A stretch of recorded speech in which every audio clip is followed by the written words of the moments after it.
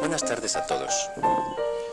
En primer lugar, quería saludar a distintas autoridades que nos han hecho el honor de estar aquí con nosotros. El señor embajador de Francia, Jean-Jacques Bossou, su esposa, Pilar Valencia de Bossou, Catherine McLaurin, consejera de Cooperación y Acción Cultural de la Embajada de Francia, la señora embajadora de Marruecos, la señora Oumama Ouadalgahesh, que nos hace el honor de su presencia, la señora Zacarillo, miembro del Buró de la Alianza Francesa de Lima, y muchísimas otras autoridades y personalidades que no puedo citar porque son muchísimas y que por lo tanto pido disculpas. Y por supuesto a nuestro público siempre tan fiel y también a nuestros dos invitados de esta noche, don Jorge Bruce y Tahar Benjeloun, a quienes quisiera agradecer realmente de corazón haber aceptado nuestra invitación y les pido un aplauso.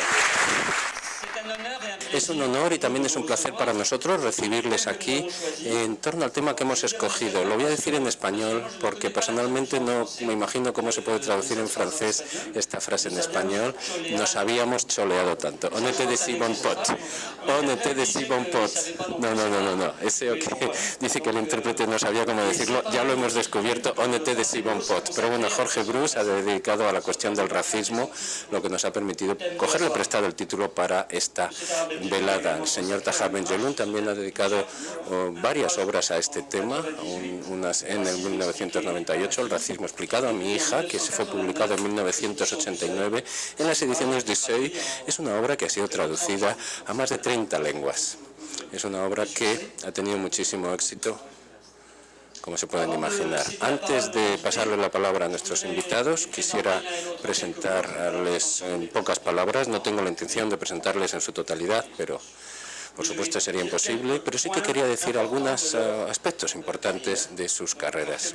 Jorge Bruce es psicoanalista, editorialista y también es un intelectual muy conocido. Ha hecho 5 años de análisis con el gran psicoanalista francés André Grem, miembro de la Sociedad Peruana de Psicoanálisis y de la International Psychoanalytical Association. Es también profesor de Teoría del Psicoanálisis en Ciencias Políticas de la PUCP, Pontificia Universidad Católica del Perú. Es profesor en el Instituto de la Sociedad Peruana de Psicoanálisis y miembro del Consejo Proética, y también ha escrito varios libros, entre ellos Arena de Punta Arenas en la editorial Peisa, Asuntos Personales en la misma editorial, y el libro del que he hablado ahora mismo, Nos habíamos choleado tanto, que es un ensayo sobre psicoanálisis sobre el tema del racismo en Perú. Es usted colaborador de varios medios de comunicación escrito y audiovisual, y todos los domingos escribe una nota muy conocida y muy esperada en el diario La República. Muchísimas gracias, Jorge Bruce, de estar con nosotros esta noche.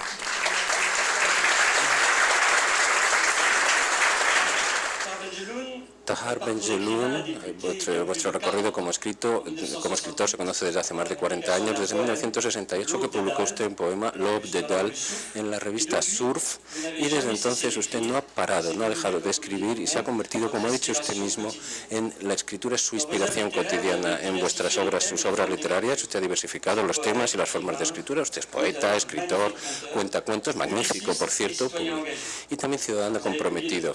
Ha publicado usted numerosísimos libros, que no voy a citarlos todos, pero permítame simplemente señalar algunas fechas que me parece que son importantes en su carrera. En 1972 usted ha publicado su primer artículo en Le Monde, y es también unos cuantos poemas de Soleil en la colección Voix de Esperion, y a partir de ahí ha empezado usted a colaborar en Le Monde, y en el mismo año publicó su primera novela, Aruda en Noël. En 1985 usted ha publicado una novela, Au fond de sable, ediciones Le Seuil, es su primer gran éxito popular, y Bernard Pivot, el celebérrimo animador de emisiones literarias en la televisión francesa y actual presidente de la Academia Goncourt, les ha invitado por primera vez a su célebre emisión Apostrophe, y que después le ha invitado en numerosísimas ocasiones. En 1987 publica La Nuit Sacrée y recibe por esta novela el premio Goncourt, que es la distinción literaria más importante de Francia. L'Enfant de Sable y La Nuit Sacrée se han traducido a 40 idiomas. Como pueden ver, se conoce internacionalmente. En 1995, las ediciones Le Seuil reúne toda su obra poética en un solo volumen. En 1998, como ya he dicho, publica usted El racismo explicado a mi hija. Y desde la publicación de este libro, a usted se le ha invitado a numerosas escuelas y institutos de secundaria para explicar su obra a los niños en Francia, en el extranjero. En 2006 y 2007 sucede a un escritor muy célebre en el Perú, Mario Vargas Llosa, como autor de la sección literaria de la Fundación Rolles Montreux. Durante un año y medio usted sigue el trabajo de los jóvenes escritores de Togo. Su sucesor va a ser Premio Nobel de Literatura, el nigeriano Wole Soyinka. En mayo de 2008 se le elige miembro de la Academia Goncourt. En 2009 preside el Festival de Cine de Roma. Actividades muy variadas, muy diversas del mundo cultural y literario. En 2012 publica Le Bonheur Conjugal y en 2013 Das L'acción, una novela sobre la enfermedad y la muerte. Gracias infinitamente, señor Tahar Ben-Jelloun, por estar aquí con nosotros. Es un honor, pero un gran placer tenerlo con nosotros aquí en la Alianza Francesa de Lima. Muchas gracias, Paul. Buenas noches, amigos.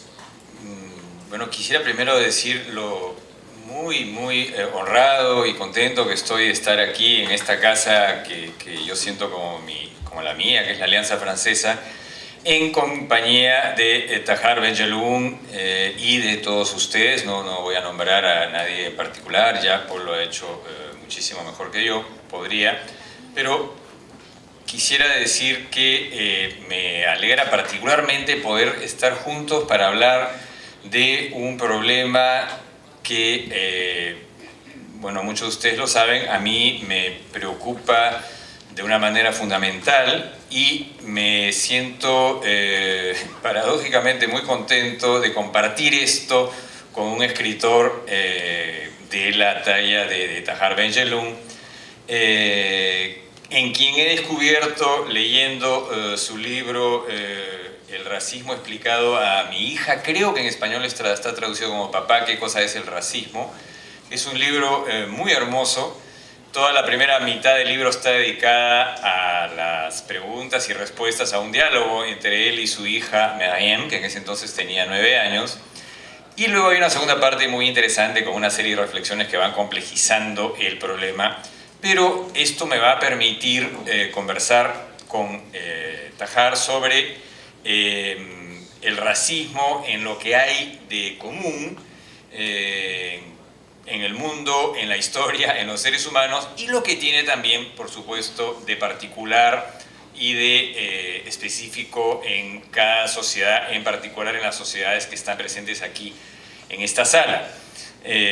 Quiero agradecerle también a Paul, la Alianza Francesa, que me hayan hecho el inmenso honor de ponerle a este conversatorio el nombre de mi libro sobre psicoanálisis y racismo. Nos habíamos choleado tanto, efectivamente intraducible, porque choleado no hay forma de decirlo en otro idioma que no sea el peruano. El Cholo Simeone, por ejemplo, no tiene nada que ver con esta choleada, ¿no es cierto? Ya que hablemos de un cholo famoso. Pero es un buen ejemplo para comenzar diciendo que hay una ambigüedad fundamental, y por eso le he parafraseado el título a Ettore Scola y su maravillosa película C'eravamo tanto amati, nos habíamos amado tanto, porque hay una ambigüedad fundamental acá. Choleado se usa en efecto, como todos acá lo sabemos, para discriminar, para despreciar, para menospreciar, para disminuir, para invisibilizar, para odiar, pero eventualmente también se puede utilizar de una manera cariñosa, de una manera afectiva, de una manera cercana, e incluso de una manera admirativa, como es el caso de Diego Simeone, que ha sacado a los mejores equipos del mundo con un equipo de media tabla en Madrid. Entonces, les decía que el libro de Tahar Ben-Jelloun me emocionó mucho porque, salvando las distancias, me refiero geográficas, el hecho de que él esté centrado en unos problemas mucho más vinculados a Europa, a Marruecos, a la zona magrebí, a Francia, y aunque toca a muchos otros países, no obstante hay muchísimos puntos en común con las dificultades que seguimos encarando a diario acá en el Perú, a pesar de que mucha gente se empeña en negarlo, en decir que ya el racismo es cosa del pasado, que esto ya en el siglo XXI no tiene lugar y que lo hemos superado vía la integración, el comercio y los emergentes, y citan a personas de mucho éxito, que en efecto las hay, que no son de los grupos tradicionales, y no obstante, este verano, no estoy hablando de hace 20 años, este verano Wilfredo Ardito fue a confrontar unas sogas en la playa de Ancón, unas sogas en la playa de Naplo, que servían para que no pudiesen pasar las personas que los habitantes de las casas de esa playa no querían que pasen. Sogas. Cuando Wilfredo le pregunta a los vigilantes por qué están las sogas, le contestan: no, es que la gente que no es de acá viene con ollas de comida. Y entonces Wilfredo le dice: bueno, pero si es así, ¿por qué las sogas van hasta dentro del mar? ¿No es cierto? La gente come en el agua, ¿no? Este es un ejemplo entre muchísimos, ¿verdad? Todos sabemos que en el Perú hay clubes privados en donde las empleadas del hogar no se pueden bañar en la piscina. Hoy, no hace 40, 50 años.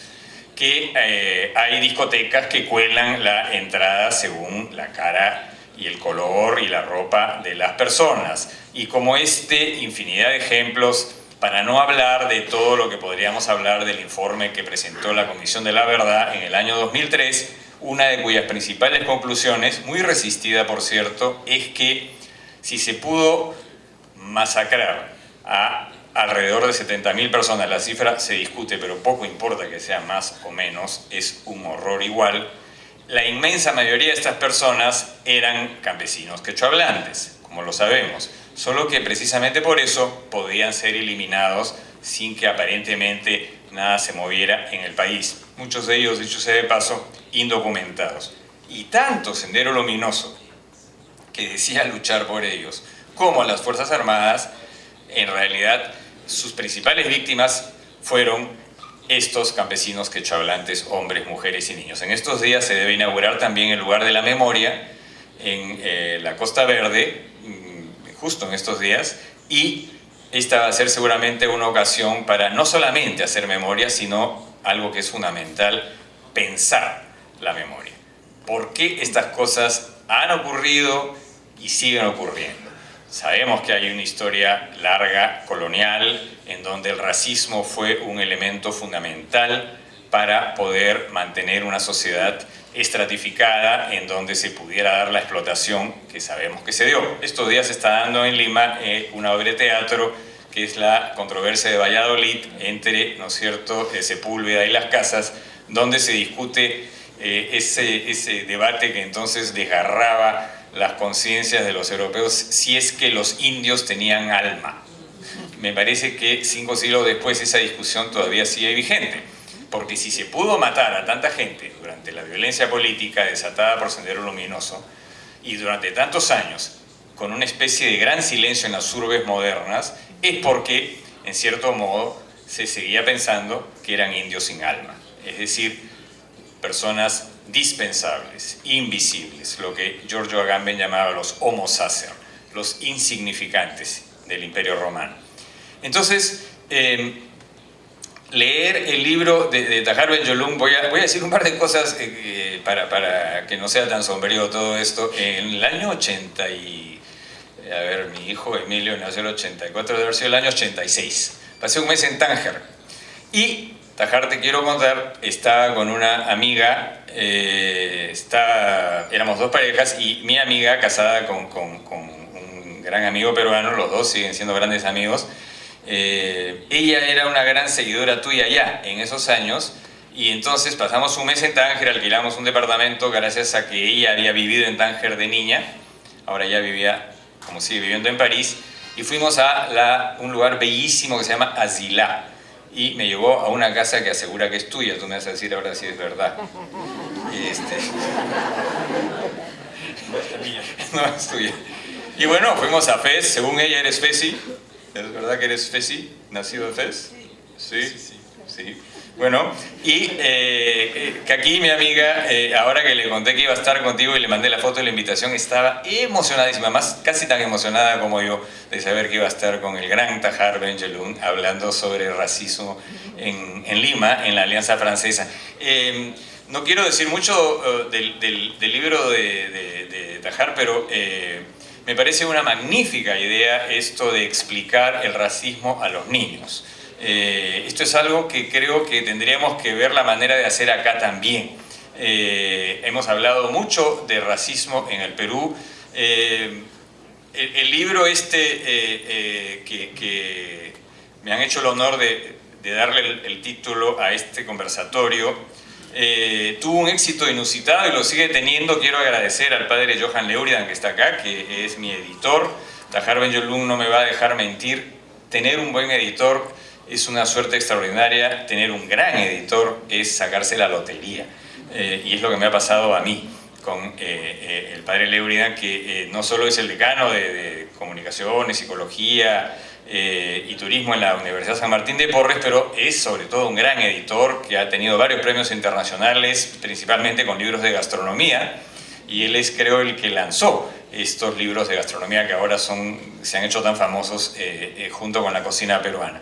Pero les decía, para terminar mis primeros 10 minutos, que el libro de Tahar Ben-Jelloun tiene esta idea magnífica de explicarle a una niña, y créanme, es dificilísimo explicarle a un niño qué cosa es el racismo. Es mucho más complicado porque los niños no nacen racistas. A los niños se les enseña, se les entrena para ser racistas. Y esto es algo que los peruanos sabemos perfectamente bien.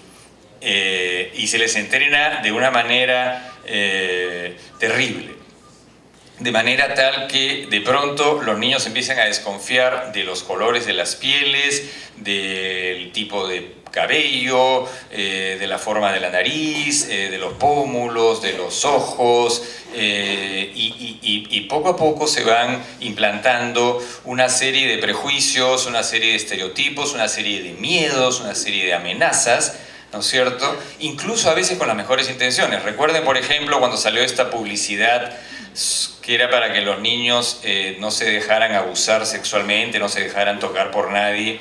Esa propaganda que se llamaba Yo sé cuidar mi cuerpo, que tuvo mucho éxito. Pero la mano que salía era una mano oscura. Era, de todas maneras, una mano racista, ¿no es cierto? Y en fin, vamos seguramente a conversar de muchas más de las cosas que están pasando en el Perú, como este execrable programa de la paisana Jacinta, que hace una distorsión vergonzosa de una campesina de los Andes peruanos, y sin embargo hay mucha gente que lo defiende el programa bajo el argumento de la libertad de expresión, como si no hubiese límites para los derechos, ¿no es cierto? Si los derechos de las personas no constituyeran el límite intangible que no se debe cruzar. Tahar Ben-Jelloun dice en su libro que el racismo es universal, que ha existido siempre, existirá siempre, y yo estoy completamente de acuerdo. En todas las culturas se le encuentra en mayor o menor medida, y por eso es que las sociedades necesitan leyes para contenerlo. Y el Perú tiene esas leyes. El único problema es que no sirven para nada, no se aplican. Se comienzan poco a poco a aplicar. Se han cerrado algunos lugares por discriminación, han aparecido una serie de carteles, las municipalidades, sobre todo gracias a los activistas, han empezado a firmar convenios, y poquito a poquito es verdad que se dan algunos cambios. No quiero sonar tampoco tan pesimista. Yo sí creo que estamos mejor que hace 50 años, pero no creo que este flagelo, que esta lacra haya desaparecido, ni mucho menos, y cada vez que hay una crisis reaparece con mucha energía. La imagen que yo uso es como si las personas que se sienten amenazadas abren su armario y sacan su arma. Y de la misma manera que en las calles de Lima, el primer insulto que surge en los enfrentamientos del espantoso tráfico es un insulto racista, ¿no es cierto? Cholo de mierda, es la primera cosa que la gente dice cuando quiere ofender a alguien, y efectivamente esto resulta muy ofensivo porque sigue siendo una herida abierta de esta herencia postcolonial. Esta es la última cosa que digo antes de pasarle la palabra a nuestro invitado. porque ya estoy pecando de poco hospitalario.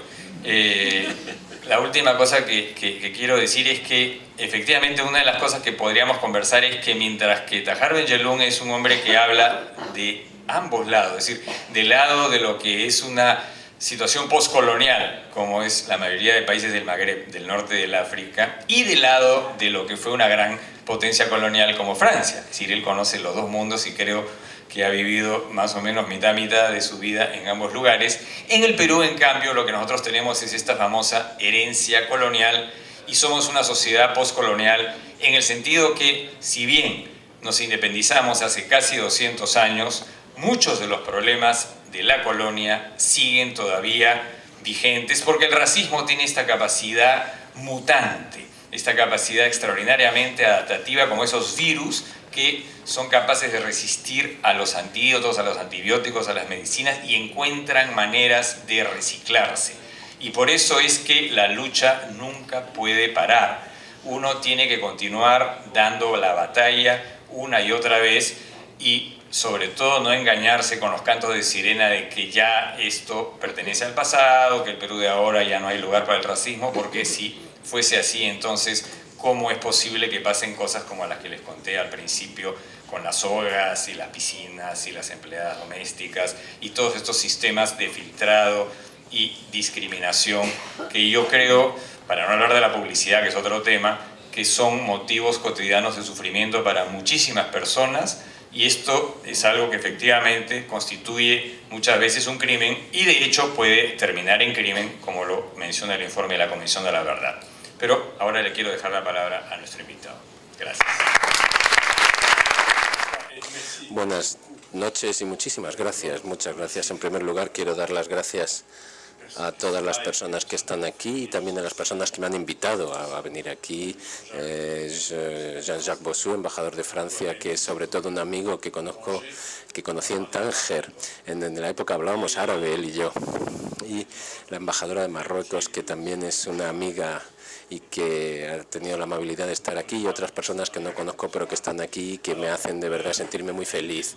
Iba a decir que, como estamos de acuerdo con Jorge, que la conferencia se ha acabado, ahora ya pueden ir a tomarse un cafetito, porque al final estamos de acuerdo en todo, pero bueno, saben que el racismo no necesita mucho diálogo, ¿no? Porque nunca me he encontrado delante de un racista para hablar, porque a fin de cuentas el racista es alguien que se siente tan superior que desprecia a los demás. No tiene necesidad ninguna de debate, no necesita hablar de nada. Y yo he hecho muchas visitas a las escuelas, a los colegios, sobre todo de primaria, porque pienso que los niños y las niñas podemos salvarlos. Podemos salvarlos porque un niño, como ha dicho Jorge, no lleva el racismo de nacimiento. Se puede convertir en un racismo, por supuesto, dependiendo del contexto familiar, del entorno social en el que viva ese niño y crezca. Y creo que en todo el mundo, prácticamente en todo el mundo, a todos los lugares que he visitado, siempre he pedido visitar las escuelas, los colegios, y donde he podido ver el racismo de una manera más directa entre los propios niños de 8 a 10 años es en Sarajevo, en donde en el mismo salón había serbos, croatas y bosnios que no se entendían entre sí, había como una especie de odio institucionalizado por la guerra, y donde lo he encontrado más duro ha sido en Palestina y en Israel, y ahí me encontré con las mismas angustias, los mismos miedos a ambos lados del conflicto, ¿no? Con una especie de miedo y odio institucionalizado, y los niños crecen en el odio del otro, y esto es algo terrible en ambas partes, como digo. También he estado en Sudáfrica, y justo después de la liberación, gracias a Mandela, pero las mentalidades llevaban mucho retraso. En su libro, Jorge Bruce cita a un comentarista que dice que lo social siempre va con retraso con respecto a la economía y la economía va con retraso con respecto a las mentalidades. Bueno, seguramente las mentalidades son las que cambian menos deprisa, porque, como decimos en Francia, tenemos un arsenal enorme de leyes contra el racismo, todas las que quiera. Hay tantas leyes que ya no se puede hacer nada y, sin embargo, no se aplican. No se aplican, incluso aunque se apliquen, son, en realidad, a fin de cuentas, no significa una auténtica lucha contra el racismo, porque creo que la auténtica lucha contra el racismo es la educación, la pedagogía. Y por eso yo preferí escribir este libro para los niños, ¿no? Un trabajo de pedagogía, por supuesto científico, porque mi libro lo han revisado científicos para que yo no dijera ninguna estupidez. Y me acuerdo que en aquella época, cuando pensaba en escribir algo sobre el racismo, estuve con el escritor brasileño Jorge Amado en su casa en Bahía, en Salvador de Bahía. Y estuvo muy bien porque me decía, ¿sabes por qué el caballo es la mayor conquista del hombre? Y yo digo, pues no sé, pero es una frase que se dice, ¿no? Es una expresión así, el caballo es la conquista más importante de la humanidad. Y dice, no sé, es porque sí, hay una razón, porque si no tuviéramos los caballos, los blancos hubieran hecho negros y de los negros hubieran hecho los caballos, ¿no? Para que los negros se hubieran encargado de llevar las cargas. Y, sin embargo, en su país, en Brasil, el racismo es mucho menos virulento, porque hay un auténtico mestizaje de las poblaciones, un mestizaje de colores, pero hay que ir muy lejos para encontrar el racismo. Sin embargo, hay otros países en donde el racismo es así, frontal, directo, ¿no? Se ve. Y está el apartheid en Sudáfrica, que era un sistema instituido con reglas, con leyes, etcétera, ¿no? Como había también la discriminación racial en los Estados Unidos hasta 1963, o donde los negros no tenían derecho, por ejemplo, a bañarse en las mismas piscinas que en los blancos. Lo han visto en las películas, el cine lo ha reflejado muy bien. Y luego hoy hay otro apartheid que están haciendo, es en Palestina, en donde la política de colonización que está practicando Israel es una política de apartheid racista, en donde llevan que significa una vida muy dura para los palestinos, porque ya no es una cuestión política, se ha convertido en una cuestión racial, en el sentido que los palestinos se les percibe como los que quieren quedarse con mi lugar y hay que eliminarlo. Es decir, son cosas que se complican porque la propaganda quiere precisamente impedirnos denunciar la política colonial israelí, porque quieren confundir Israel con los judíos. Dicho de otra manera, cuando estamos contra la política israelí, se nos llama antisemitas, y eso es terrorismo. Eso es terrorismo que se está expandiendo por toda Europa, no sé si en Perú también, pero en todo caso en Francia tenemos un auténtico problema. Es muy difícil de criticar Netanyahu, porque haga lo que haga, hagamos lo que hagamos, se nos trata como antisemitas porque critiquemos a un judío. Pero bueno, cuando nosotros, la gente que está a favor de la paz, cuando hacemos un esfuerzo enorme por distinguir muy claramente estas dos cosas, hay una política de Estado y por otro lado hay una historia del pueblo judío y que el genocidio que conocemos muy bien.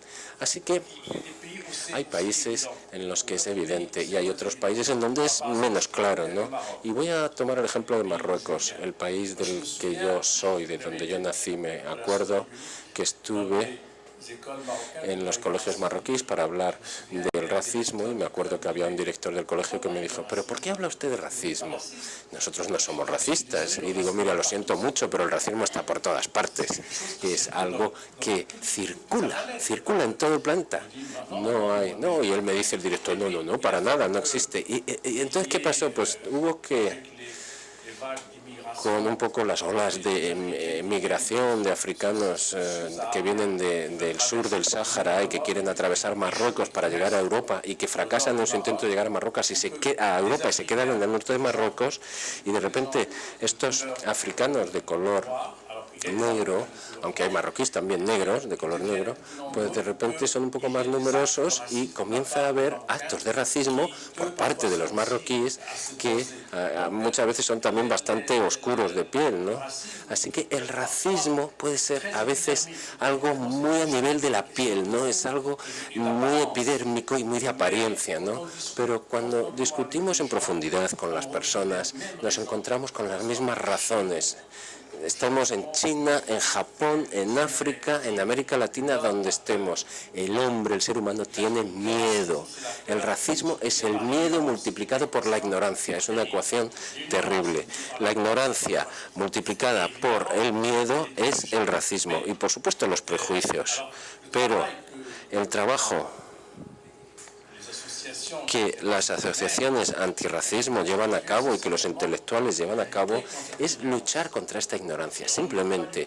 Y no podemos luchar con los adultos porque, francamente, un adulto, si es racista, es muy difícil que cambie de actitud porque el ser humano no cambia, está convencido de sus certidumbres. Sin embargo, los chiquillos, los niños, podemos trabajar con ellos, podemos hacer que avancen. Por ejemplo,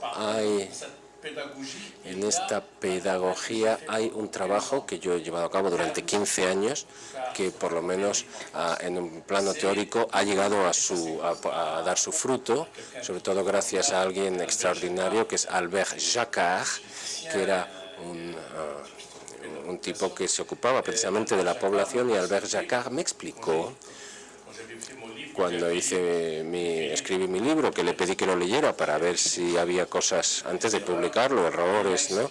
Entonces, él me explicó algo fundamental que además yo he transmitido cada vez que he visitado una escuela, en todas partes donde he ido, siempre lo repetía, siempre lo decía.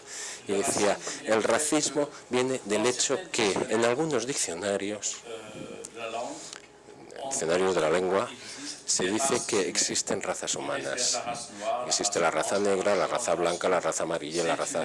Es un error de base fundamental. No existen, las razas no existen. Hay razas animales, por supuesto. ¿Por qué? Porque un elefante no es como una serpiente, pero un africano es igual que se parece a un asiático. Somos seres humanos.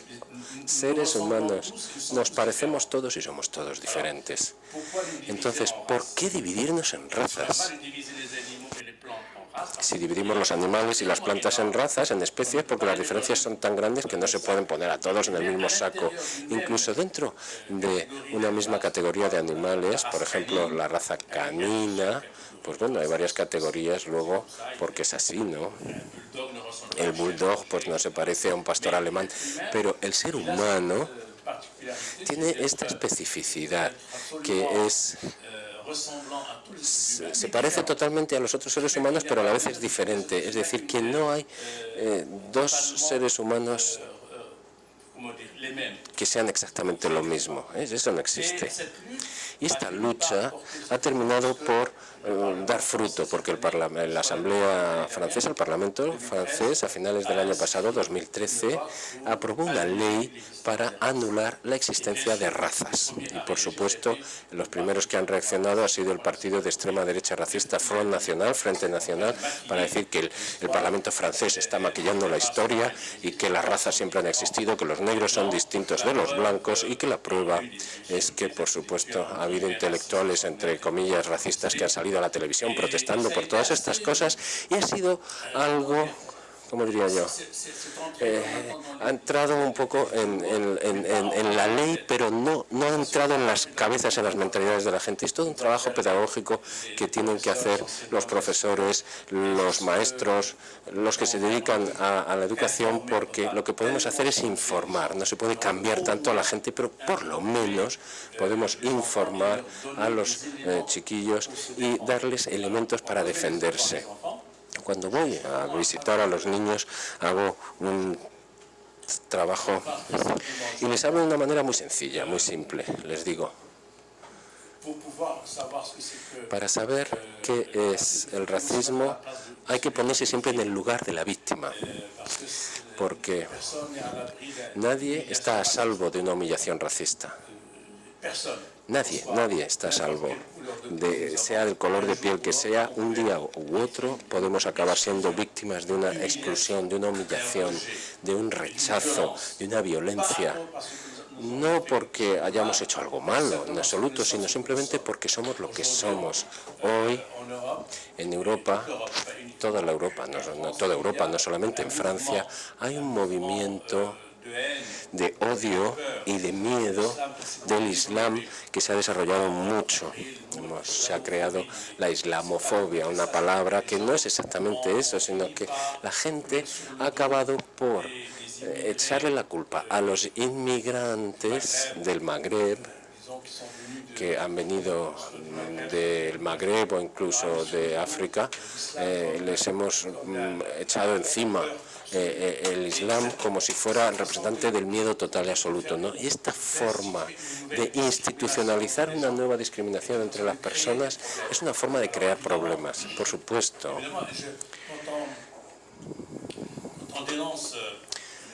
Cuando denunciamos el racismo no quiere decir que estamos en contra de que hay un bloque perfecto contra un bloque imperfecto que están en oposición, sino que todos somos susceptibles de tener comportamientos inadecuados e incluso muy racistas. Todos somos capaces de eso y ese es el problema.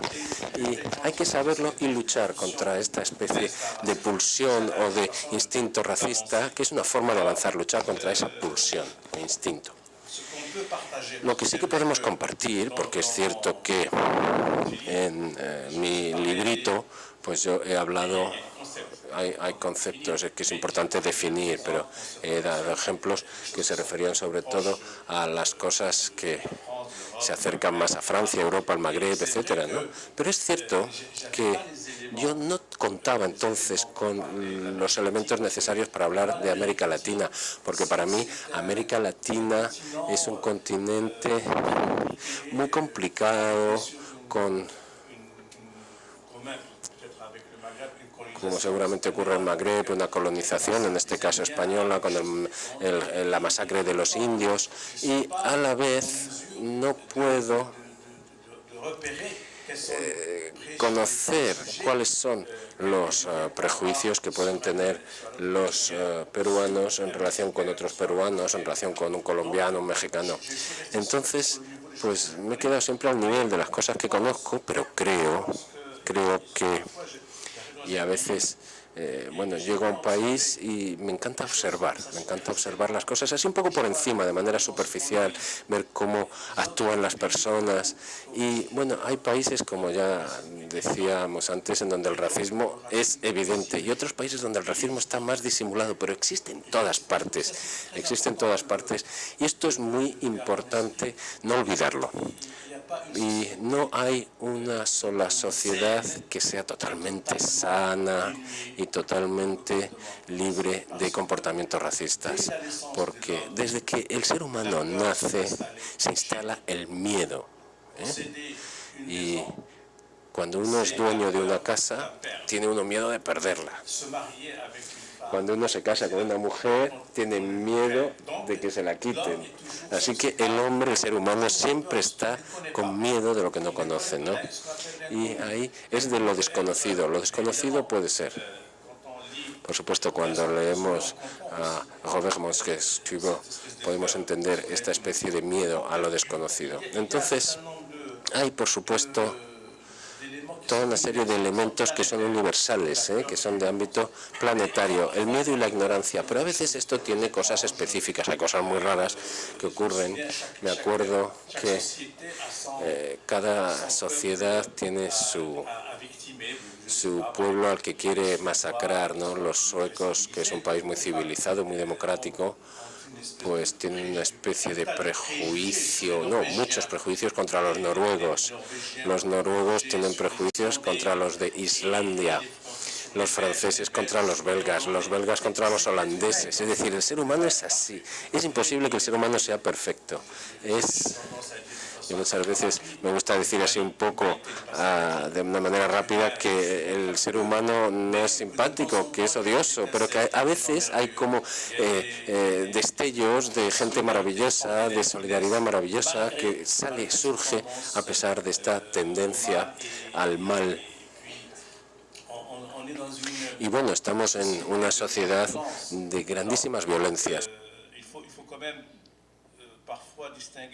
Y hay que distinguir a veces entre la estupidez, la ignorancia y las secuelas de la historia. La colonización ha sido un acto racista impresionante, es decir, algo que ha dejado huellas indelebles, terribles, tremendas en las memorias de los pueblos. Es como la esclavitud, a pesar de los siglos sin esclavitud, sigue habiendo impulsos de esclavitud en algunos comportamientos. Y luego la colonización, aunque se haya acabado hace ya muchos años, por lo menos en el Magreb, Francia sigue teniendo heridas y comportamientos extraños. No sabemos muy bien por qué, pero sabemos que la historia deja huellas, y deja huellas que a veces están ahí en la base es el lecho sobre el que se construye un sistema racista. Bueno, quería en estas pocas palabras, por supuesto, empezar, y por supuesto Jorge Bruce ha utilizado el psicoanálisis para entender, y esto es el aspecto fundamental también, porque aparte de, digamos, los comportamientos que se ven de las personas, están los comportamientos inconscientes, los que no vemos, los que se manifiestan de una manera indirecta, que a veces hay que ir a buscar, a encontrar, a descubrir, muy escondidos, ¿no?, que explican determinados comportamientos. Recuerdo cuando estaba con mis hijos, y lo he puesto en mi libro, mi hijo, el último, iba a 3-4 años al jardín de infancia, y me hablaba siempre que tengo Max, un amigo extraordinario, mi amiguito Max. Y un día me dice: oye, ¿puedo invitar a Max a que venga a jugar el sábado por la tarde aquí a casa? Le dije: por supuesto, claro que puedes invitar a Max. Y de repente veo que llega un niño negro, pero un negro formidable. Y en ningún momento mi hijo me había hablado de Max como un negro. Max para él era Max, no era un negro. Y es ahí donde me dije a mí mismo: mira, a fin de cuentas los niños no están predispuestos al racismo, pero les vamos a... Si por ejemplo, si yo fuera racista, le hubiera dicho a mi hijo: pero no te da vergüenza venir aquí con ese negro, los negros son inferiores. Si hubiera hecho ese trabajo de destrucción, hubiera convertido a mi hijo en un racista perfecto, que hoy estaría votando al Frente Nacional. Y es así es como se hace. El racismo llega así, es decir, que los padres dicen: pero ¿te das cuenta, hijo mío, qué estás haciendo? O claro, por supuesto, cuando hay una boda. ¿Recuerdan la película americana Adivina quién viene a cenar esta noche, con Spencer Tracy y Sidney Poitier, y el negro que va a entrar en una familia blanca, muy blanca, tan blanca que es absolutamente asquerosa, y que el tipo llega y es como un terremoto tremendo, aquí tiembla la tierra, y al final somos todos lo mismo. Yo pensaba que, por supuesto que se habla mucho de los blancos, que los blancos no amaban a los negros, pero un día me enteré que los negros no amaban a los blancos. Y entonces yo era mucho más joven y fue como una especie de revelación, y dije: oye, es extraordinario esto, el racismo es muy democrático, ¿no? Es decir, al fin de cuentas no deja a nadie en paz, circula por todas partes, y por eso es por lo que, por desgracia, no es una moda, no es un rumor que viene y va, no, es que, y además cada país tiene sus razones, su historia, ¿no?, que explica. Por supuesto, no podemos hablar de Perú sin hablar de los incas, sin hablar de la colonización española, no podemos hablar, porque es eso lo que ha dejado huellas, porque finalmente la injusticia que la historia ha inscrito en los pueblos se paga, acaba por pagarse, 2 o 3 siglos más adelante, siempre acaba por pagarse, y por eso nuestra vigilancia tiene que ser total, absoluta, para Y para seguir siendo pedagógicos hay que darle a nuestros niños vacunas contra este virus. Es una especie de dato inevitable que existe, que está ahí, que es parte de la realidad. Es como, bueno, hace que 20 años mi editor me había pedido que trabajara un tema sobre la camorra, porque estaba en Nápoles y no en Sicilia. En Nápoles era la camorra, no la mafia. Y pues hice bastante investigación y al final me dije, pero ¿cómo luchar contra la mafia? Porque yo había visto jueces que me han dicho que no se puede hacer nada, no hay manera, la mafia es más fuerte que todos nosotros. Y yo dije, pero ¿cómo conseguimos que los italianos del futuro no sean mafiosos? Y me dijo, muy sencillo, desde la primaria hay que enseñar el odio al robo y a la corrupción. Es decir, que al final es una cuestión de educación, de pedagogía, y lo mismo con el racismo, porque la corrupción, que tenemos todos esa epidemia en todos nuestros países, es como el racismo. La corrupción, es decir, la lucha no puede ser frontal, es cultural, es pedagógica, es una lucha desde la base, porque si no, pues luego vemos lo que pasa en la realidad. Y hablo porque dentro de 5 días va a haber elecciones al Parlamento Europeo, que esto es lejos para ustedes, pero para nosotros es muy importante porque estos 28 países europeos hay una gran mayoría de extrema derecha en todos los países, que en todo caso el futuro Parlamento Europeo que salga de estas elecciones va a estar dominado por la extrema derecha con ideas racistas, y esto es algo que va a provocar una maldad, unos males enormes para todos los pueblos europeos y para todos los ciudadanos de allí. Y bueno, quería decir un último comentario y luego ya abrimos el debate, y es que a veces hay que prestarle una gran atención entre lo que es el racismo aparente, directo, el color de la piel, la religión, el idioma, todo eso, y diferenciarlo de ese otro racismo que es la exclusión de los pobres, porque los pobres están discriminados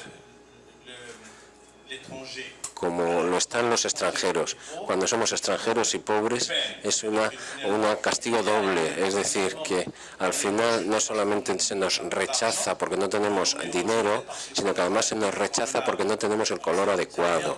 Es decir, que al final es demasiado para una sola persona, y por desgracia esto ocurre cada vez más. Primero les cuento una historia para aligerar un poco. Hace 2 semanas estuve en Sao Paulo, en Brasil, en un coloquio de psicoanalistas. Y era un coloquio que se llamaba Lacan en la IPA. Eso a ustedes quizá no les diga nada, pero Lacan es el peor enemigo de la IPA, que es mi sociedad, que es la Asociación Psicoanalítica Internacional, la International Psychoanalytical Association. Y durante décadas nos hemos odiado, como solo se pueden odiar los peores enemigos, cuando en realidad somos todos exactamente la misma cosa. A eso Freud le llamaba el narcisismo de las pequeñas diferencias. Es lo mismo que hacen los ingleses con los escoceses con los irlandeses, esto que decía Tajar, ¿no es cierto? En fin, escandinavos entre ellos, etc. Freud lamentablemente nunca trabajó el tema del racismo y tenía una razón muy poderosa para eso. Él era judío y tenía mucho miedo que su judaísmo fuera algo que hiciera que no fuera aceptado. De hecho, le trajo muchos problemas, nunca llegó a ser el profesor que él quería ser, etc. El único premio que tuvo en toda su vida fue un premio literario. Trató de que Jung, que no era judío y era un ario suizo, fuera el presidente de la sociedad, y en fin, se terminaron peleando. Pero nos dejó las herramientas. Tajar mencionaba el psicoanálisis, efectivamente nos dejó varias herramientas, por ejemplo, el narcisismo de las pequeñas diferencias. Cornelius Castoriadis, un gran pensador griego de origen, pero que se hizo su vida en Francia como psicoanalista, como filósofo, hablaba del silogismo de la amargura. Decía, los hombres, las mujeres, los seres humanos, ¿no? Dice, afirmar el valor de A, tienen que afirmar el no valor de no A. En otras palabras, todos los seres humanos nacemos con un desamparo esencial. Hilflosigkeit le llamaba Freud a esto en alemán. Y entonces tenemos miedo, como bien decía Tahar Ben-Jelloun, desde muy pequeñitos tenemos miedo efectivamente a perder las cosas que más amamos. Y entonces eso nos convierte en personas defensivas y necesitamos tener a alguien que sentimos menos que nosotros, alguien que podamos mirar desde arriba y decir yo soy mejor que. Ahora, si uno es francés, ¿no es cierto? O, alemán, no sé, español, inglés, entonces tiene a los inmigrantes que vienen de otros países a hacer el trabajo sucio, el trabajo que ellos no quieren hacer, y a ellos los pueden despreciar, menospreciar, maltratar. Pero ¿qué pasa en un país como el Perú, en donde los extranjeros más bien son vistos con admiración, ¿no? Con envidia? Hay frases muy elocuentes, ¿no es cierto? Se casó con suizo. A mí me encanta esa frase, ¿no? Mais est-ce que chez les psychanalystes, il y a des mariages mixtes d'une autre école, des gens d'une autre école ou pas? Se casó con francés, por ejemplo, ¿no? Y por lo tanto mejoró la raza, ¿no? Porque nosotros no tenemos a quién mirar por debajo. Entonces, ¿qué cosa hemos hecho? Miramos por debajo a nuestros propios inmigrantes. Los inmigrantes en el Perú son los peruanos que, dicho sea de paso, son los que vivieron acá desde el principio de los tiempos. Ellos son los que son considerados como los inmigrantes despreciados. Esto introduce una diferencia esencial, por supuesto, con la situación, por ejemplo, europea, ¿no es verdad? Porque a quienes nosotros maltratamos, a quienes menospreciamos, a quienes discriminamos, es a nosotros mismos, solamente que estableciendo estas diferencias que nos hemos encargado de inventar, de construir, de fabricar a través de la escuela, a través del trabajo. Hace poco se replicó acá un estudio que se hizo en Francia también. En Francia se hizo el estudio, creo que con alquiler de departamentos, y entonces mandaban personas con nombres árabes, ¿no?, a tratar de alquilar un departamento. Tenían toda la situación económica para poder alquilarlo, pero el apellido hacía que les dijeran no, ya fue alquilado, no, tenemos un cupo, qué sé yo, qué sé cuántos, ¿no? En el Perú hicieron lo mismo, pero con trabajos. Mandaron currículums con apellidos de origen quechua, ¿no es cierto? Mamani, Condori, Corimaigua, Quispe, y entonces pasó exactamente lo mismo. No, ya el trabajo fue tomado, en fin, y era clarísimo que en realidad era pura discriminación. Entonces los hombres, las mujeres, los seres humanos tenemos este miedo esencial que nos lleva a construir como fuere este tipo de sistemas de clasificación, de mapeo, que hace que para que la gente no se sienta tan amenazada tenga por eso conductas racistas. Les voy a contar una situación que me contó este amigo, que fue con lo que comencé diciendo del coloquio de Lacan. Esto me lo contó un amigo psicoanalista argentino, que es casi un pleonasmo, ¿no? Psicoanalista argentino. Mi amigo Bernardo me contó, él es judío, y una tía suya de origen polaco, de Polonia, como muchos judíos de Europa del Este, sobre todo los que sobrevivieron al gueto de Varsovia, se fue de viaje a la China, un viaje de turismo, y en China, como es una persona muy religiosa, se averiguó dónde había una sinagoga y se fue a la sinagoga. Y en la sinagoga se fue y se puso a rezar y sentía que la miraban y la miraban y la miraban, y de pronto se le acerca una señora china y le dice a la tía de mi amigo Bernardo, ¿no?, de origen polonés, judía, le dice: ¿usted es judía? Y ella le dice: sí, claro, por eso estoy acá. Pero no parece, le dice.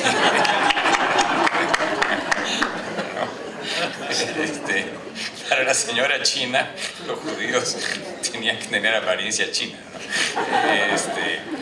Y como esas nos inventamos, ¿no es cierto?, estas imágenes construidas, prefabricadas. Claro, en este caso es una historia divertida y la misma señora lo contaba riéndose, ¿no? Pero a veces esta risa se convierte en otra cosa. Quiero citar, y con eso termino mi intervención, algo que ha dicho Julio Álvarez sobre el humor.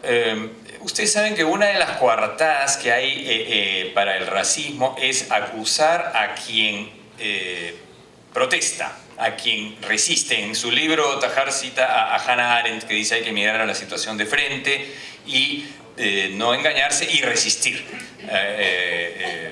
no plantarse, no dejar las cosas aunque no nos gusten.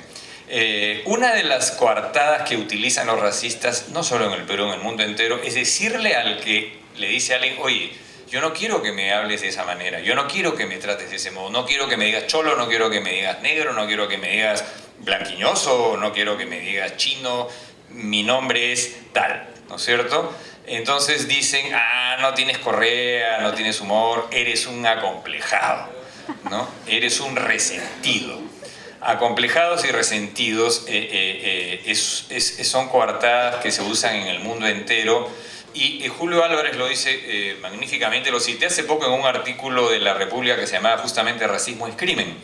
Y dice él, cuando el discriminador me tilda de acomplejado, pretende además arrebatarme mi dignidad. Cuando el discriminador me dice que solo es una broma, pretende decirme que carezco de sentido del humor.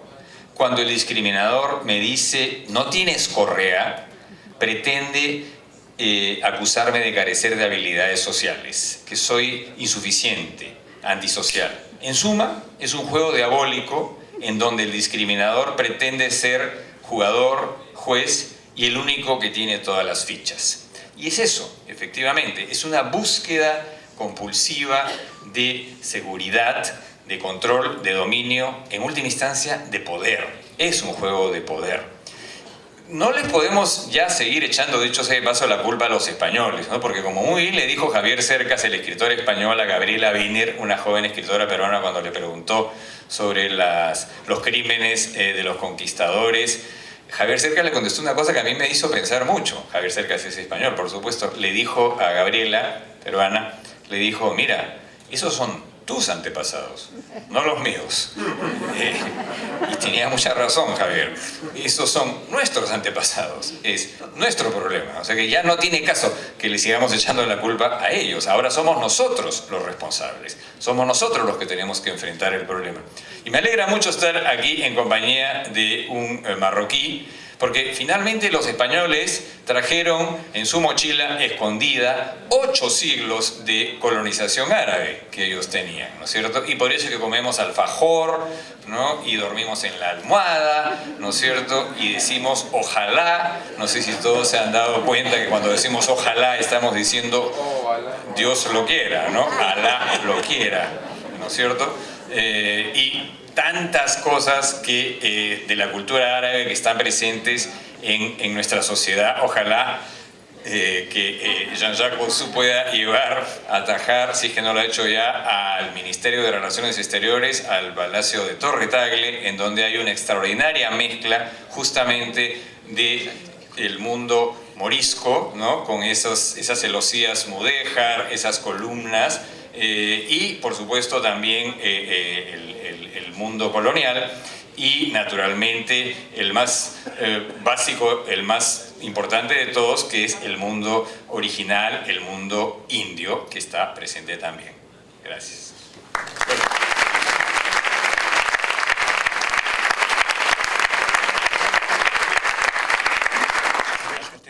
Sí, nos hemos contado una historia como la de la sinagoga y es una historia egipcia, porque los egipcios tienen el arte del chiste, de la broma, ¿no? Y es un egipcio que se sube a un tren y en un compartimento de estos que uno está enfrente del otro, y luego hay otro egipcio que está leyendo el periódico y el otro le dice, perdona, ¿es usted japonés? Y el otro le dice, jalás, pero no ves que soy egipcio como tú, que es mac. Jalás, y el tren sigue y otra vez vuelve y dice, oye, pero de verdad, ¿no ha entendido usted? ¿Es que es usted japonés o qué? Que no soy japonés, hombre. Y bueno, repite por tercera vez, 5 veces, 6 veces, pero dice, oye, mira, la última vez que te lo pregunto, ¿por qué? Pero de verdad, ¿no eres japonés? Que no, que te he dicho que no. Y le dice el otro, ojalá, pero bueno, para ya librarse de él le dice, sí, soy japonés, ya está. Y el otro le dice, ¿y por qué nos lleva los ojos así achinados? Bueno, pero los prejuicios, o sea, la apariencia es muy obstinada, la apariencia es muy obstinada. El gran problema con otro mecanismo que este es de Anna Freud, que es el que se llama identificación con el agresor. Uno de los grandes problemas en el Perú, por lo menos, Tahar, amigos, del racismo actual es la autodiscriminación. Y yo no quisiera dejar de mencionarla, porque quizás es ahora el problema más grave de todos. Es que muchas personas se identifican con siglos de opresión y de agresión, y entonces repiten los comportamientos. Acabo de leer que en Inglaterra el ministro no sé de qué, de origen pakistaní, está exigiendo condiciones durísimas a los inmigrantes pakistaníes para que se asimilen, ¿no? Sí, claro. Entonces, eso es la identificación con el agresor, ¿no es cierto? Seguramente que el señor juega golf, no sé, ¿no? Trata de ser más inglés que los ingleses, ¿verdad? Lo cual no tiene nada de malo, ¿no? Si él quiere asimilarse, pero como bien señala Tahar Ben-Jelloun en su libro también, lo importante no es la asimilación, que es finalmente un mecanismo de dominación, es la integración, ¿verdad? La integración de iguales. Y también la promoción. Y también. Y un montón de gente en la sala, Coté Gerard Borràs, el director del IFEA. Muchísimas gracias a los dos participantes por esta conversación tan apasionante. Je ne sais pas si parler français o español, como tú lo ves. Bueno, me llamó mucho la atención la presentación que se hizo de los diferentes casos, ¿no? Tanto en Francia como en el Perú. Y me pareció que de por ahí surgía una visión muy colonialista de la situación del racismo en el Perú. Como estudioso de la situación un poco, me parece que sería bueno no olvidar que en el Perú, como en los países andinos, más que todo, es el siglo XIX, con la teoría de las desigualdades raciales, con la República, con Gustave Le Bon, Gobineau, Vacher de la Puig, todos estos teóricos, desgraciadamente franceses, que teorizaron la desigualdad racial sobre las cuales las élites republicanas han construido este racismo de claro que existía antes una estratificación con las castas, con todo lo que sabemos, ¿no? Pero este racismo violento que ha existido en el siglo XIX, principios del siglo XX, y cuyos rasgos percibimos todavía, sí se construyen fuertemente en esta época, me parece. No sé, bueno, qué se podría opinar ya. Merci, Gérard. Sí, se me había olvidado decir algo, y es que hay que distinguir entre el racismo instintivo, el tipo que no reflexiona, que dice no me gustan los blancos, esto es un racismo que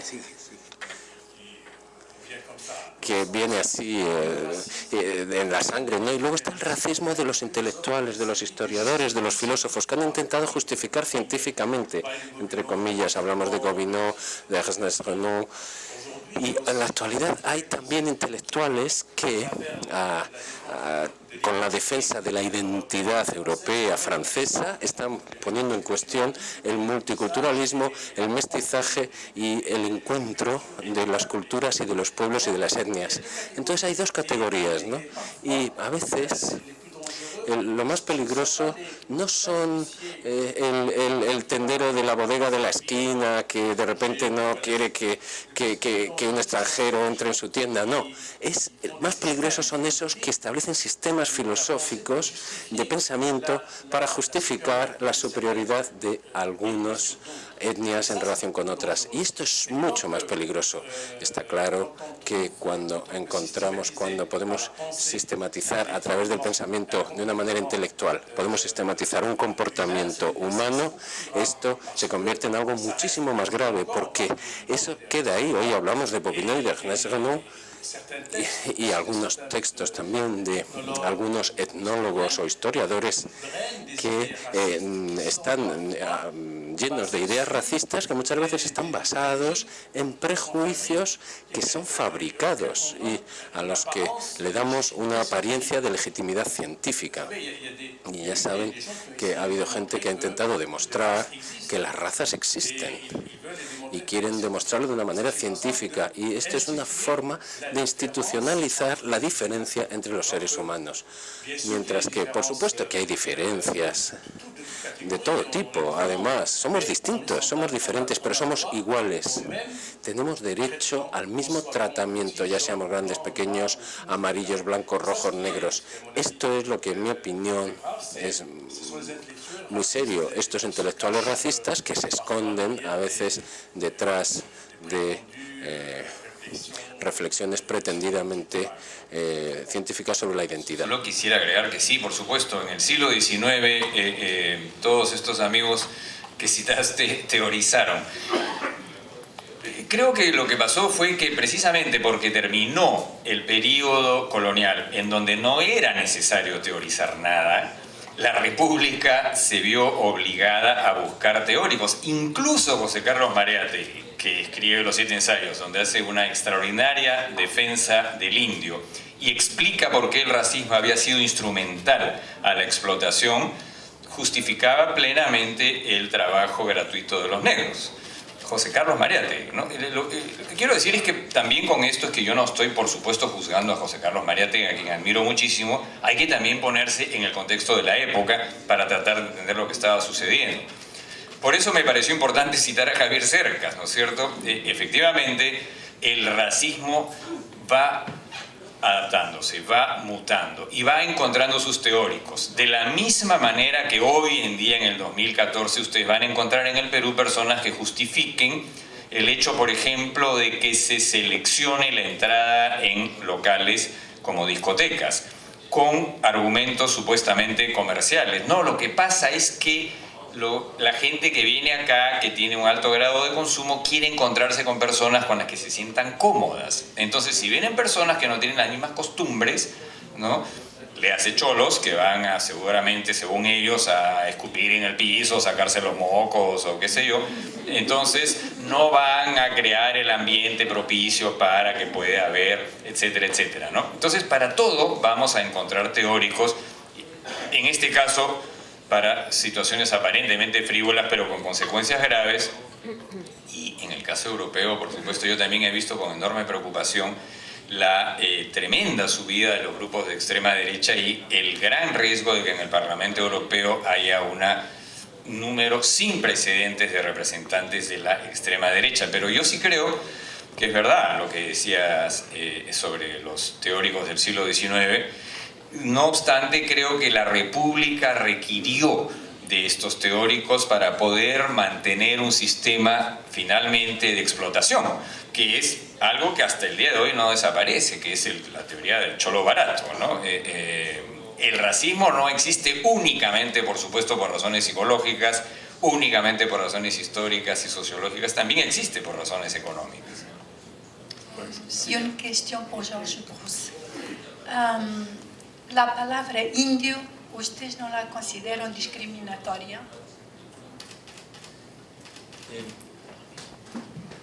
Hay una enorme discusión sobre esto, la verdad, y no sabría decir si hay un acuerdo sobre esto, porque efectivamente la palabra indio es en su origen un error, ¿no es cierto? Es completamente una confusión. Y probablemente habría que encontrar, como han hecho los norteamericanos, palabras que no connoten discriminación o desprecio. En ese sentido es posible, efectivamente, y me gustó mucho en el libro de Tahar Ben-Jelloun la honestidad con la que él pone las objeciones que le han hecho a las palabras que él había utilizado. Por ejemplo, los racistas tan saló, ¿no? Que no sé cómo se traducirá, es un desgraciado, un miserable. Sí, yo sí creo que merece una gran discusión, y la hay, y la hay actualmente, sobre qué palabra debe utilizarse. Ahora, hay personas del mundo andino que dicen soy indio, ¿no? Sí, muchas. Y esa es otra discusión también, ¿no? ¿No tienen derecho ellos a decirlo? Yo creo que sí. Nativos, ¿no? ¿Perdón? Nativo. No entendí bien. Se puede. Nativo. Nativo. Bueno, pero nativo es quien nació en un lugar, ¿no es cierto? Gracias. Pero es una discusión interesante, yo no tengo la respuesta, ni soy un especialista. Seguramente en esta sala hay gente que podría responder mejor que yo a esto. Voy a hablar en castellano, gracias. Quiero primero felicitar a los dos ponentes. Yo creo que, bueno, yo he leído, ¿no? Tanto su libro, nos hemos choleado tanto, y claro que soy una gran lectora de Tahar Ben-Jelloun. Conozco mucho mejor, por supuesto, el pensamiento desde la perspectiva de mi compatriota, pero conozco algunas cosas también del Perú. Y creo que la reflexión que ustedes nos han aportado a mí hoy me suscita un comentario. Yo creo que el tema del racismo, la reflexión profunda sobre el racismo, está evolucionando de forma tan rápida que a veces algunas palabras, porque la semántica es importante, y el último tema fue este de semántica, pero es otro catar, ¿no? Pero hablando, por ejemplo, de la última ley en Francia que prohíbe hablar de razas, es una cosa que hoy en día, si decimos razas, ya es, usted dice no es racismo, usted ha inventado alguna palabra, no me acuerdo, pero que es un racismo un poco de otra intensidad. Entonces, esto por una parte. Por otra, mi pregunta va hacia justamente Jorge, hablando de las especificidades del racismo desde las dos perspectivas. Creo que ya hemos captado que desde la perspectiva peruana hay un racismo dirigido hacia, más bien el interior, que hacia el extranjero, ¿no? Yo quería saber si es una especificidad dentro de América Latina puramente peruana, porque ustedes tienen, los latinoamericanos, una historia en común, hay un sustrato de países colonizados, etcétera. Y yo quiero aquí aportar dos referencias para saber qué es lo que usted piensa de estas referencias. Se ha referido a la famosa controversia de Valladolid entre Sepúlveda y Bartolomé de las Casas, pero Bartolomé de las Casas lo podemos considerar como racista, porque él es el que ha preconizado justamente la trata de los negros para defender a los indigenistas. Entonces, ¿cómo usted, como hoy en día intelectual que se ocupa de este tema, ve justamente el legado del Bartolomé de las Casas, cómo lo juzga? Y el otro aspecto es, o el otro tema que me interesa, es también cómo usted ve el legado de el Inca Garcilaso, desde la perspectiva del mestizaje, etcétera. Bueno, esta es mi pregunta. Muchas gracias. Gracias. Muchísimas gracias, Umama, por esas estupendas preguntas. Yo creo que es muy importante contextualizar siempre por eso, ¿no? Bartolomé de las Casas estaba discutiendo hace 5 siglos con Sepúlveda, ¿verdad? Entonces yo creo que él era un adelantado extraordinario. Si Mariátegui y muchos otros de Austo, etcétera, en el Perú seguían discriminando a los negros, a pesar de que defendían también a los indios, para usar el término que se usó y que usa Mariátegui. Pero es cierto que los negros, que ahora sí en el Perú se les llama efectivamente afrodescendientes o afroperuanos, fueron los últimos en ser reconocidos. Yo creo que es importantísimo por eso nunca olvidar en qué contexto se expresaron las personas. Personalmente yo a quien probablemente más admiro de todos es a un francés, que es a Montaigne, a Michel de Montaigne. A mí me parece que él fue de una lucidez asombrosa, ¿no? Para ver las cosas, para mirar críticamente la actitud europea respecto de los pueblos originarios de América, etc. Y no puedo resistir a la tentación de contar brevísimamente una anécdota. En un congreso argentino, también de psicoanálisis, me tocó una conferencia de clausura y yo dije que mis maestros eran, bueno, André Green, Lacan, no sé qué, y Michel de Montaigne, no sé cuántos. Y después se me acerca una linda psicoanalista argentina muy joven y me dice: ¿me podría dar el email de su maestro Michel de Montaigne? Yo le dije, a él le habría encantado, pero porque la chica era bien bonita. Pero va a ser difícil. Entonces, creo que el Inca Garcilaso de la Vega es un caso efectivamente extraordinario. Mi amigo y colega y maestro Max Hernández lo ha estudiado maravillosamente en Memoria del Bien Perdido. Él es hijo de una princesa inca, Chimpugoquio, y de un capitán español, el capitán Francisco Garcilaso de la Vega, y escribe, entre otras cosas, los comentarios reales, y es probablemente el primer escritor peruano.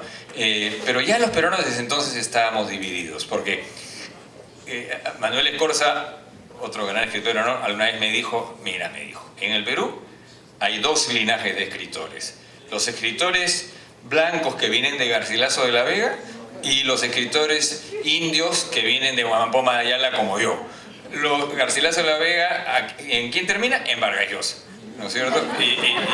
Y Huamampoma en mí, ¿no? Entonces, ya entonces había la rivalidad. Pero lo que no hay duda es que lo que escribió el Inca Garcilaso de la Vega, y que Max analiza con tanta excelencia, es un legado incomparable, ¿no es cierto? Y él hizo como nadie el esfuerzo para integrar estos dos mundos, ¿no? De hecho, uno de los grandes orígenes de la palabra cholo está en su obra, ¿no? Que, dicho sea de paso, hablaba de las razas de los animales, Tahar Ben Jelloun, y una de las posibles teorías es que cholo es el nombre que se le da a un perro chusco, ¿no? A un perro mezclado, a un perro de diferentes razas. Y se dice también que esta noción ganadera de raza la traen los españoles conquistadores a América Latina. Y por último, para responder a tus preguntas sobre las diferencias, nuevamente, los países andinos creo que somos mucho más similares entre nosotros. Efectivamente, Bolivia, Perú, Ecuador, ¿no es cierto? Creo que somos países con muchas similaridades. Es muy distinta la historia, por ejemplo, de Brasil. Tahar Ben Jelloun decía que Brasil tiene menos racismo que Perú, y es verdad, pero no es que no tenga, tiene también. Por ejemplo, una cosa que dije hace poco en Brasil, en la ciudad de Gramado, que me invitaron a un congreso, me dio un poco de dificultad decirlo, pero yo miré la sala, habían como 500 psicoanalistas y no había ni un solo negro.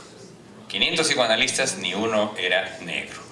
Entonces, ahí pasa algo, ¿no? Y se los dije, y entonces, con mucha delicadeza, diplomacia y modales, y un colega brasileño pide la palabra y dice: no te preocupes, me dijo, hace 50 años vino Sartre, Jean-Paul Sartre, con Simone de Beauvoir a Río de Janeiro, no habían 500 personas sino 5.000, y Sartre, su primera frase fue: ¿y dónde están los negros? Porque no había, ¿no? Sí, yo quisiera decir solo 3 cosas, hacer, si me permiten, contribución.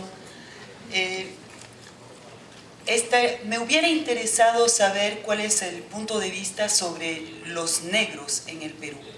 ¿Qué pasa con los negros en el Perú? El segundo comentario es que yo aquí, como francesa en el Perú, yo soy mestiza, mi padre es negro y mi madre es blanca. Yo, como francesa en el Perú, para los peruanos yo no puedo ser francesa. Supongo que es porque estamos muy lejos, la historia es desconocida y las Antillas francesas no son muy conocidas. Entonces, negro francés es difícil. Y un tercer comentario, no voy a ahondar, es solo para aportar unos testimonios. Una cosa que a mí me ha llamado mucho la atención y he encontrado muy positivo en este país, en Lima, son esos carteles que dicen alto a la discriminación. Está escrito, se ve, quiere decir que se reconoce que existe y que se dice que no debe existir. Esto yo lo encuentro muy positivo. En mi país no hay, pero sí hay discriminación. Gracias. Una sola palabra para no extenderme, Catherine. Claro, los negros en el Perú son una minoría, a diferencia del mundo andino, que no es una minoría. Entonces, esta es una diferencia esencial, ¿no es cierto? Porque no es lo mismo discriminar a una minoría que discriminar a una mayoría. Los afrodescendientes, yo tengo varias amigas, mujeres sobre todo, que son muy activas y que hacen una lucha interesantísima. Las hermanas Carrillo, por ejemplo, ¿no? Hemos invitado en la Alianza. Que han sido invitadas en la Alianza por sugerencia mía, perdona que lo diga.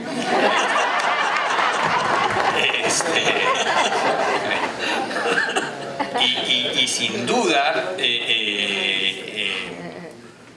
es un grupo que, como lo hemos estado diciendo, Catherine, ha sido el último probablemente en ser reconocido con sus derechos, y hasta el día de hoy tenemos estas discusiones con este horrible sketch del negro mama, ¿no es cierto?, en la televisión. Pero yo quiero rescatar lo último que tú dijiste. Sí están cambiando cosas, sí hay una conciencia que antes no había. Hay una protesta, hay un debate, hay voces que se levantan, la gente tiene... es curioso, ¿no? Porque algunas personas tienen vergüenza, otras son mucho más descaradas. Lo último que tendría que decir como psicoanalista es que los seres humanos somos, y lo decía Tahar Ben-Jelloun, esencialmente contradictorios también, ¿no? Y nadie puede decir que está exento de racismo, eso con seguridad. Un comentario, y es que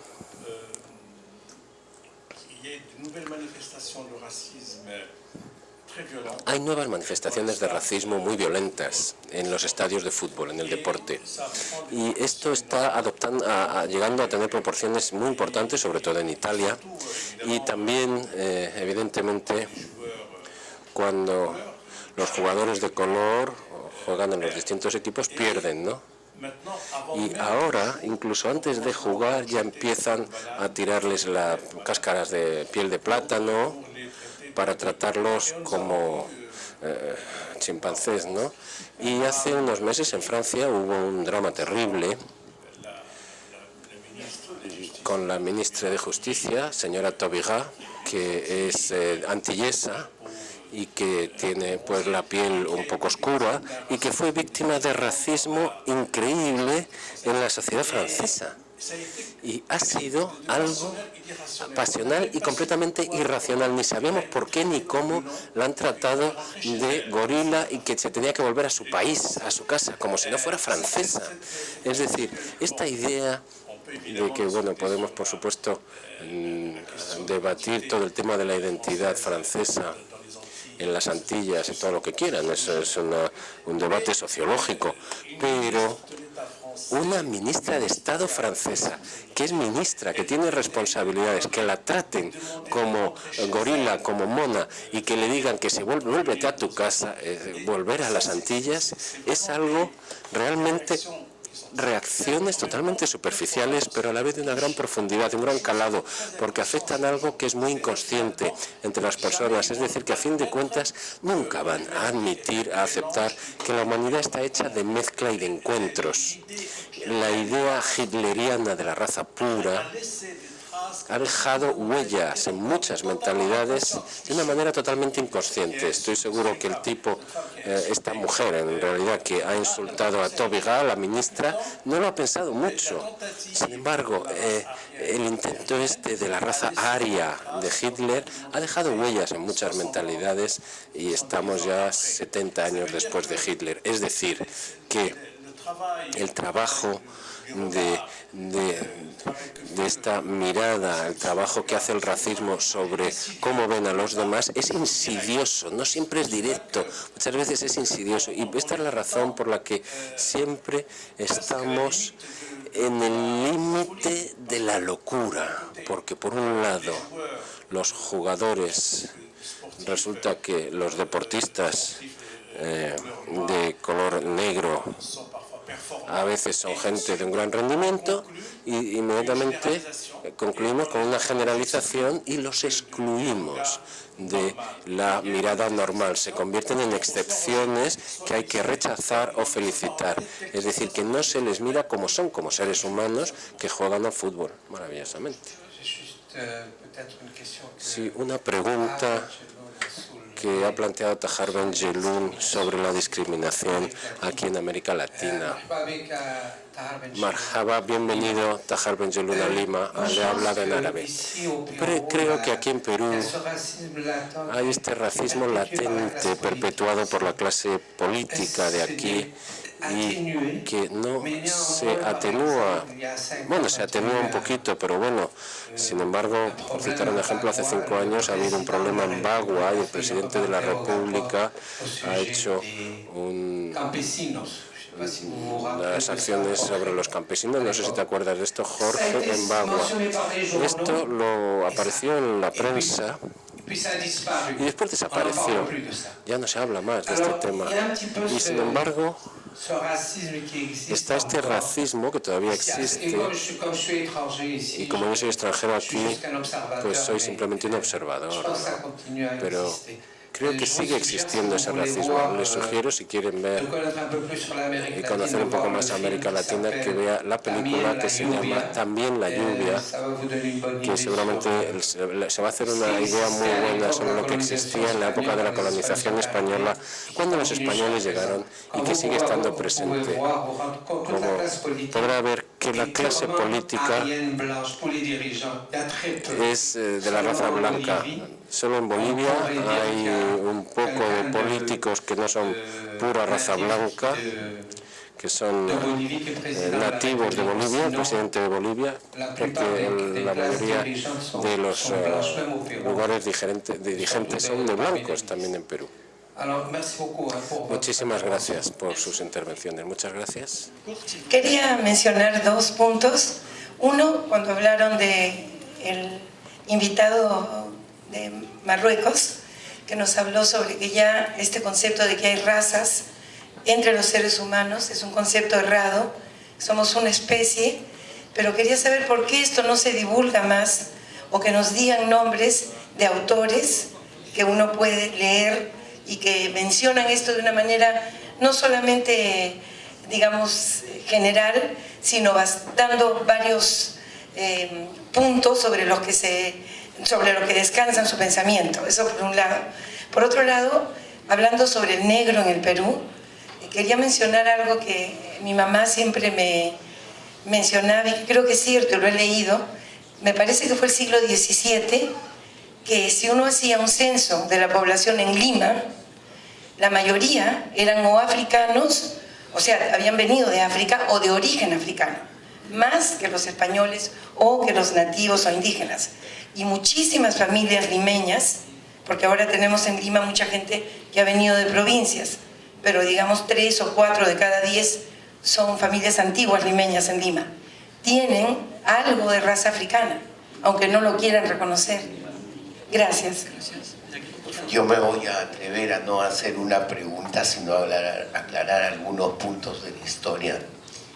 Cholu, según María Roborosca, no es perro chusco. Cholu es la forma quechua de decir con mucho cariño jovencito, por si acaso. Según explica María Roborosca, Roborosca Díez Canseco, la gran historiadora del Perú. Según María Roborowski, el gran mentiroso de la historia fue el Inca Garcilaso de la Vega. Precisamente cuando ella empieza su carrera de historia al lado del historiador Basadre, hace su teoría sobre el primer libro que se llama Pachacútec. Yo quisiera sugerirle a todo el público que lo lea, porque nos va a dar una visión muy distinta de la que nos han mentido Pons Muso cuando nosotros fuimos al colegio a estudiar la historia del Perú. Pons Muso nos escribe una historia para acomplejar al pueblo, vista desde el aspecto de la parte de republicana. Pero si nosotros estudiamos la historia del Perú como tal, como bien ha dicho la señora, acá en el Perú, la sociedad de Lima, el que no tiene de Inca, tiene de Mandinga. Y la discriminación en la época de la colonia no existió. Es en la época de la República, a partir del siglo XIX, como lo explican los franceses, que empieza el concepto de la discriminación y el racismo. Para dar una perspectiva mejor de la historia, también sería bueno leer indios reales de Scarlett McFarlane, que nos demuestra cómo toda la nobleza incaica, todos los caciques, todos los juracas tuvieron reconocimiento en sus títulos reales por parte del rey de España, con la única condición que juramenten fidelidad al rey y se convirtieran al cristianismo. Francisco Pizarro llegó al Perú, se casó con una princesa inja, con Inés Guaylas Yupanqui, nieta de Tupac Yupanqui. Los españoles llegan al Perú y lo primero que hicieron fue emparentarse con la nobleza incaica y con la nobleza local. Entonces, yo creo que no hay que confundir el siglo XIX hacia adelante con el siglo XIX hacia atrás. Lo que sí existió en el Perú fue clasismo. Y para finalizar, porque no quiero ser controversial ni controvertido, déjeme decirle una cosa que me dijo a mí mi padre cuando yo era niño sobre lo que es el racismo y la discriminación. Él me dijo: mijito, el racismo y la discriminación no existen si tú no la toleras, porque con buena educación y buen comportamiento las puertas del mundo están abiertas para ti. Prueba de ello es que en la historia del Perú hemos tenido grandes morenos como Don Nicomé de Santa Cruz, que fue muy bien recibido por la sociedad peruana, y hoy en día vemos como los añaños y toda la gente de todas las etnias del Perú, que con buena educación y con cultura son vistas muy bien y admiradas por todos los peruanos. Y disculpen la falta de respeto que se ha sido interrumpido. Para todo hay, por supuesto, teorías distintas. La palabra cholo es una de las que más ha suscitado controversia, de modo que yo no me considero un especialista en la etimología de la palabra, ni creo que sea tan importante. Creo que lo importante es el uso que le damos hoy. Y el uso que le damos es un uso fundamentalmente discriminatorio, aunque en ocasiones se ha usado de otra manera, efectivamente, cholito lindo, mi amorcito, qué sé yo. Pero es la carga afectiva lo que hace la gran diferencia, ¿no es cierto? Y bueno, yo como psicoanalista quizá reaccioné por eso, porque soy muy sensible a los tonos, ¿no?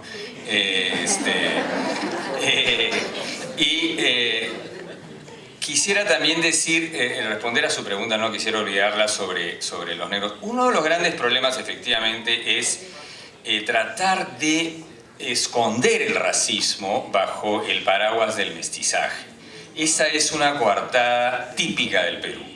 El que no tiene inga, tiene de mandinga, en realidad quiere decir: no hay problema, todos somos mestizos, todos somos iguales. Entonces, ¿por qué hay personas que no pueden en un club bañarse en una piscina? ¿No es cierto? ¿Por qué hay en restaurantes menú para nanas? ¿Por qué hay discotecas que no dejan pasar a determinadas personas? Si todo fuera tan lindo, ¿por qué pasan todas estas cosas? ¿No es verdad? Porque seguimos teniendo un racismo violento. A veces solapa, a veces más descarado. Yo he escuchado a un candidato a la presidencia de la República decir en televisión que las personas que iban a votar por determinada opción lo hacían porque tenían pocas neuronas, porque vivían a mucha altura. Lo escuchamos mucho seguramente, y le pareció muy divertido al entrevistador. Esto no fue hace 50 años, fue hace muy poco tiempo. Entonces, tampoco caigamos en la ilusión, ¿no es cierto?, de decir que ya se resolvió el problema, porque efectivamente hay grupos emergentes que han logrado tener éxito económico. Esa es una muy buena noticia, pero eso no resuelve el problema. Yo los veo en mi consultorio, algunas de estas personas, y yo escucho sus angustias.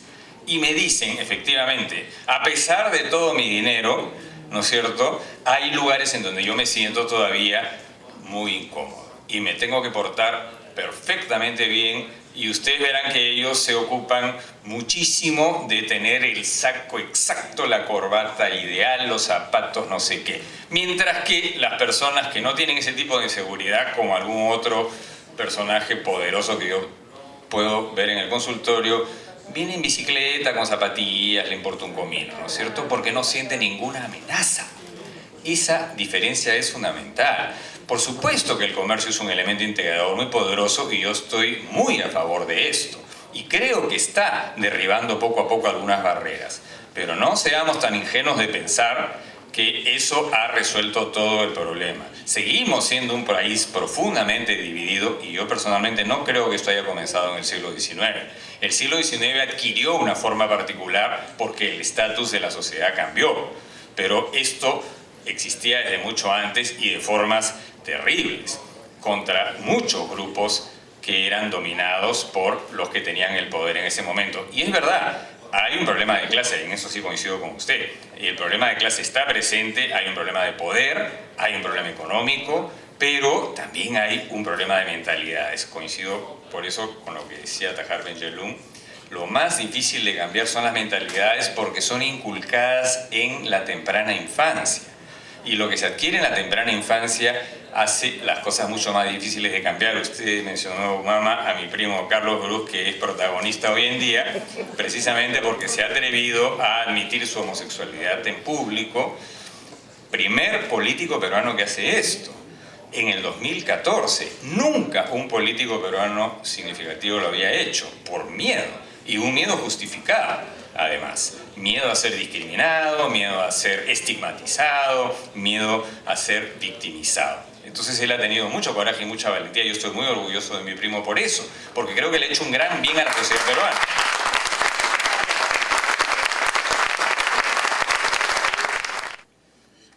No, a propos de raza,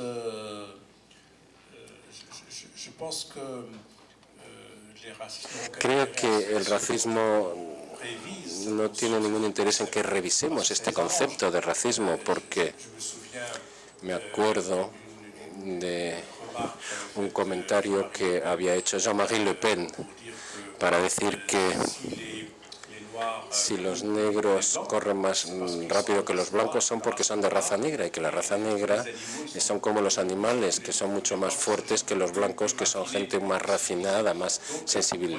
Así que vea un poco de qué manera podemos justificar un racismo profundo, es decir, que el hecho de refugiarse en una clasificación científica, es decir, que hay raza negra, gente que tiene capacidades que los blancos no tienen, es más fácil. Es decir, que la pereza intelectual es una forma de...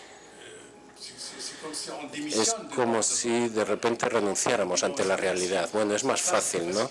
Es la facilidad. Bueno, es más fácil clasificar a la gente por el color de la piel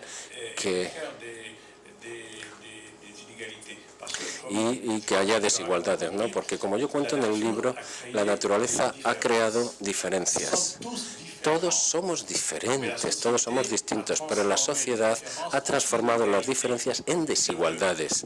Es decir, que hay gente que considera que es superior a otras personas porque mide 1,80 m y el otro 1,60 m. O porque la piel blanca es superior a la piel un poco más amarilla. Son diferencias naturales que son parte de la vida, del clima, de la geografía, de todas esas cosas. Y estas diferencias que son naturales en un sistema racista, pues las utilizamos para convertirlas en desigualdades. Esto es el tema. Y por eso es por lo que el racista no tiene ningún interés a que retiremos esta idea de que existen razas, ¿no? Muchísimas gracias. Bueno, normalmente en las citas de la Alianza Francesa yo hago preguntas a los invitados, pero esta noche excepcionalmente no lo voy a hacer. Solamente voy a hacer una pregunta a nuestros invitados. Y voy a empezar por Tahar Ben-Jelloun, si está de acuerdo conmigo. En su opinión, ¿cuál es el secreto de la felicidad conyugal? Bueno, voy a contestarle como... El secreto de la felicidad conyugal, hay varias respuestas, pero voy a dar la de Woody Allen para empezar. Hay que tener 2 cuartos de baño. y luego la segunda respuesta es para no divorciarse no hay que casarse. Si no te quieres divorciar no te cases, claro. Pero se puede vivir juntos, no hay ningún problema. Esta mañana, hablando con un embajador aquí, que está aquí desde hace ya más de 5 años, que en Perú se casa la gente muy poco. Es un país donde hay que venir a vivir, ¿no? Bueno, pues mi libro no va a tener un éxito porque la felicidad conyugal, matrimonial, es algo que no existe, existe, pero no está escrita en el matrimonio, ¿no? Entonces, bueno, es muy curioso. No sé, porque es una visión muy superficial de todo esto, ¿no? Pero bueno, de todas formas, creo que el matrimonio ha sido un contrato social y religioso, con frecuencia, que, por supuesto, estructura la sociedad, ¿no? Y hoy estamos un poco preocupados en Europa de ver que la familia se está desestructurando, que la familia está empezando a desaparecer poco a poco y que los observadores sociológicos, los sociólogos, están un poco preocupados porque no sabemos si esto es un avance o una marcha atrás. No lo sabemos todavía, lo sabremos dentro de 100 años probablemente. Y antes de irnos, decirles que Tahar Benjelloun está en Perú hasta el 30 de mayo, tiene otros debates en la UPC, en la Ricardo Palma, también va a ir a Arequipa, la Alianza Francesa de Arequipa, así que le queremos agradecer enormemente este periplo peruano.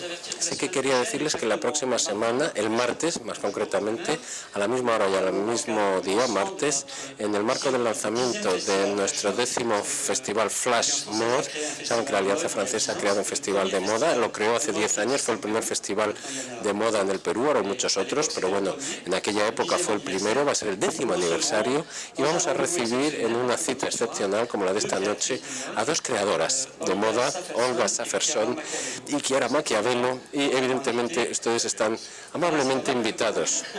No está mal, ¿no? Y luego, en nombre de todos ustedes, en nombre de la Alianza Francesa, quería dar un agradecimiento muy caluroso a Jorge Brus y a Tahar Benjelloun por esta noche apasionante que hemos pasado juntos. Muchas gracias por su presencia y un aplauso fuerte.